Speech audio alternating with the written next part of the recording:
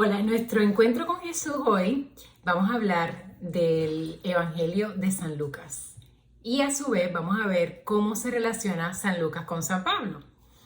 Anteriormente habíamos hablado de Mateo y de Juan, sabiendo que eran discípulos de Cristo que escribieron los dos evangelios. Después nos encontramos con Marcos, que los historiadores dicen y piensan que era el hijo de Pedro, que escribió también el otro evangelio. Y nos queda el último. El último es el de Evangelio de San Lucas. Pero vamos a hablar de Pablo, porque hay una relación de Pablo con Lucas. ¿Quién era Pablo? Pablo nació en Tarso de Cilicia, lo que se conoce ahora como Turquía, y era judío y a la misma vez era ciudadano romano. En aquel tiempo, para tú ser ciudadano romano, tenía que ser o por herencia, obviamente si los padres de Pablo eran romanos, él era romano también, ciudadano romano debería aclarar, y a la misma vez o por haber hecho algo donde los romanos te daban eso como un regalo.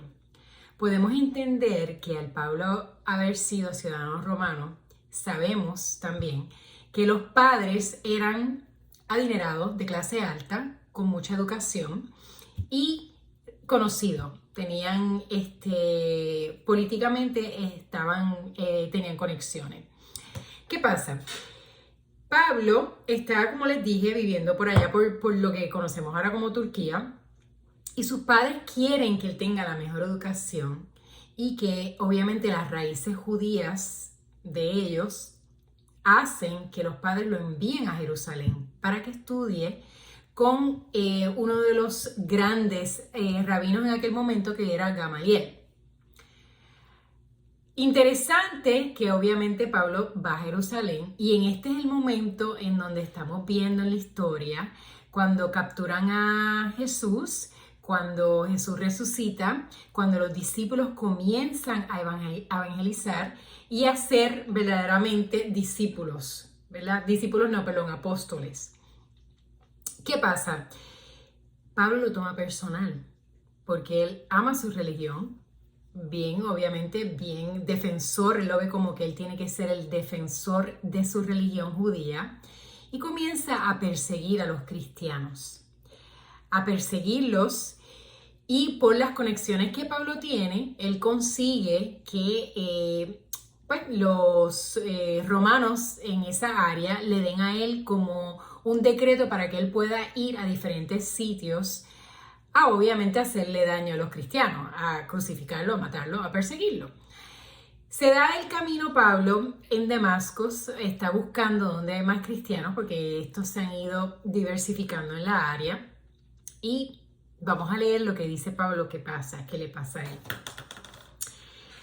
Él nos dice en Hechos de los Apóstoles 9, 3 al 5, y mientras viajaba, al acercarse a Damasco, de repente resplandeció a su alrededor una luz del cielo. Al caer en la tierra oyó una voz que le decía: Saulo, Saulo, ¿por qué me persigues? ¿Quién eres, Señor?, preguntó. Y el Señor respondió: Yo soy Jesús a quien tú persigues. Levántate, entra en la ciudad y se te dirá lo que debes hacer. La gran conversión de Pablo. Pablo pasa a ser de perseguir a los cristianos a lo que nosotros llamamos y conocemos como el gran apóstol. Él junto con Pedro prácticamente hacen la fundación de lo que conocemos de nosotros la iglesia y lo que conocemos hoy con el cristianismo.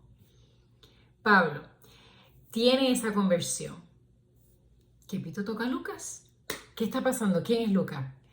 Lucas es un médico sirio. Los historiadores dicen que en este momento en que Pablo le pasa que se queda ciego, que tiene la conversión, que ve a Jesús, él se queda ciego por un tiempo, 3 días. Y en este momento los historiadores piensan que es que conoce a el médico sirio Lucas, que se convierte en un gran amigo y lo acompaña prácticamente en todo. Pero hay un dato interesante también.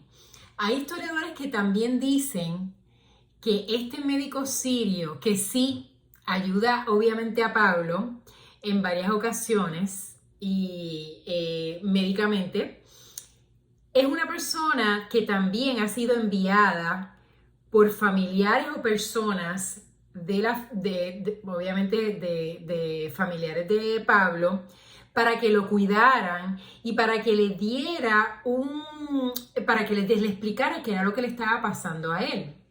¿Por qué les digo esto? Y cuando empezamos a ver a Lucas ahora que tenemos esta información, los historiadores dicen, hay una persona que se llama Teófilo, al cual Lucas le está mandando toda esta información. Vamos a leer a Lucas, al comienzo de Lucas, para que tengamos un mayor entendimiento de todo lo que está pasando. Esto es lo que escribe Lucas al principio de su capítulo. Varias personas han tratado de narrar las cosas que pasaron entre nosotros. A partir de los datos que nos entregaron aquellos que vieron y fueron testigos desde el principio y que luego se han hecho servidores de la palabra, porque los cristianos antes de decirle cristianos le decían servidores de la palabra o seguidores del camino. Era esa terminología que se utilizaba en aquel momento. Él continúa, dice, siendo así también yo he decidido investigar hasta el origen de esta historia y componer para ti, excelente Teófilo, un relato ordenado de todo. Con esto, todas aquellas cosas que te han enseñado cobrarán plena claridad. Qué interesante. Lucas conoce a Pablo y tiene un amigo al cual él le llama excelente Teófilo y él le dice, yo te voy a decir qué está pasando aquí, porque la historia no se escribe a partir de rumores, ¿verdad? Y sabemos y leyenda, hay algo más importante. Él se da cuenta, en este caso, que el paso de Jesús entre los hombres va a cambiar el mundo, la historia del mundo. Por lo tanto, le llamamos santo ahora, pero Lucas decide darse la tarea de escribir detalladamente qué es lo que está pasando. En el Evangelio de Lucas, él nos habla de esas entrevistas que él le hace a los discípulos, a María, porque inclusive el Evangelio de Lucas comienza con un dato explícito sobre la anunciación del nacimiento de Juan Bautista y las personas que están envueltas en eso, al igual que la anunciación de María. Él adquiere toda esta información porque él se da la tarea de mandarle toda esta información a un tal excelente Teófilo.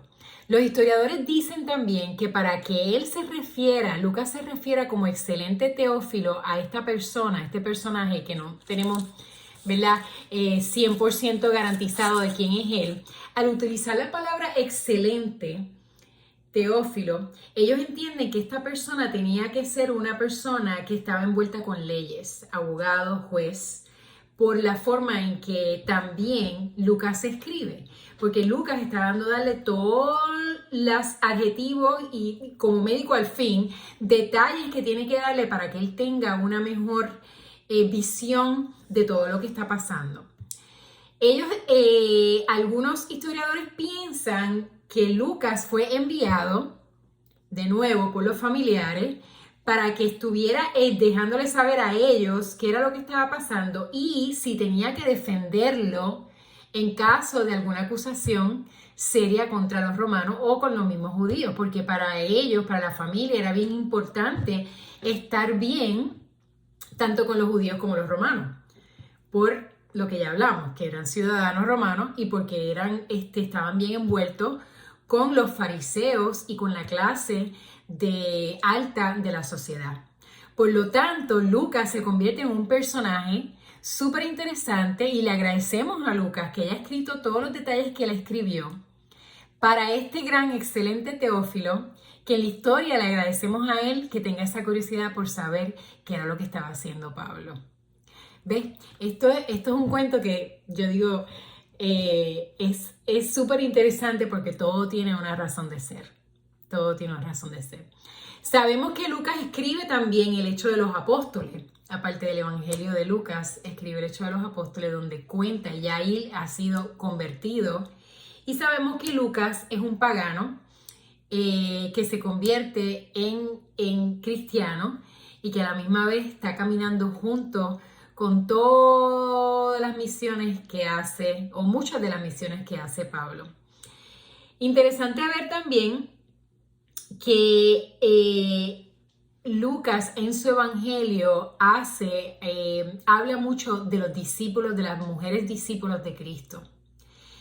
Es la primera vez que vemos un evangelista hablando del rol que toma la mujer dentro de las misiones y de la cristiandad, siendo seguidoras de la palabra y del camino.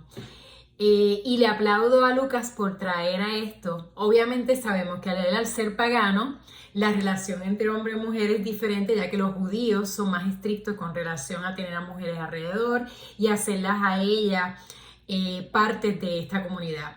Pero Lucas es claro en su evangelio, dejándonos saber la importancia que tienen las mujeres como proveedoras y discípulas y apóstoles también de la palabra de Cristo y llevando a donde ellas podían también la palabra. Así que, bravo Lucas.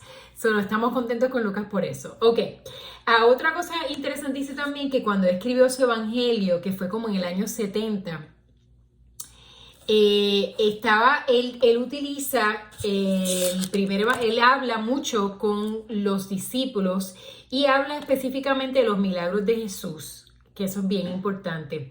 Pero lo más importante era las palabras de la misericordia y las palabras que condenan obviamente la división entre los hombres. Asimismo, el trato sencillo de Jesús con las mujeres, que ya lo expliqué, y que el mundo mantenía totalmente marginadas, que eso es muy importante.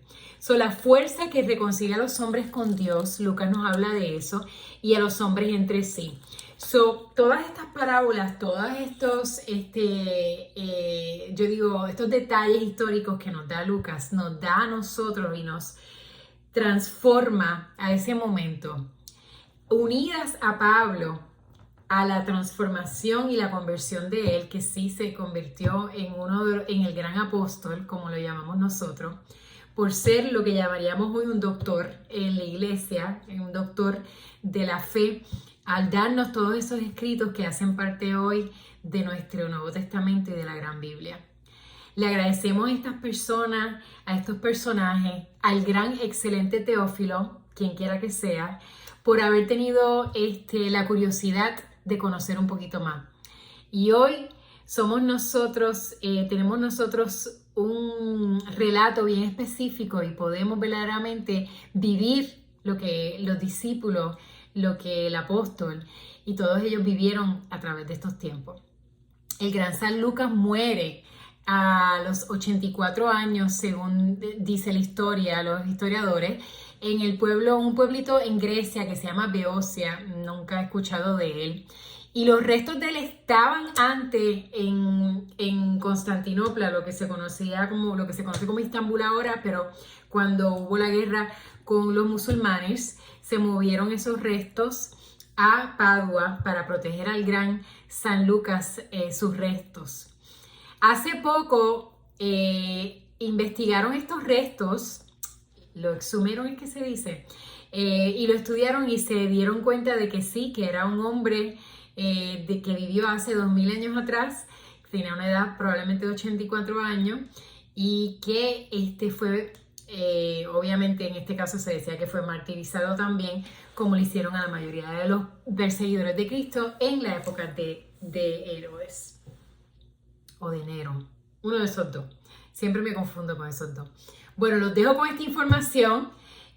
Hablamos de San Lucas del Evangelio, conocemos al gran, excelente Teófilo, le agradecemos su curiosidad y al Pablo, el gran apóstol, que amamos hoy y le agradecemos todas esas cartas que escribió en todas sus misiones.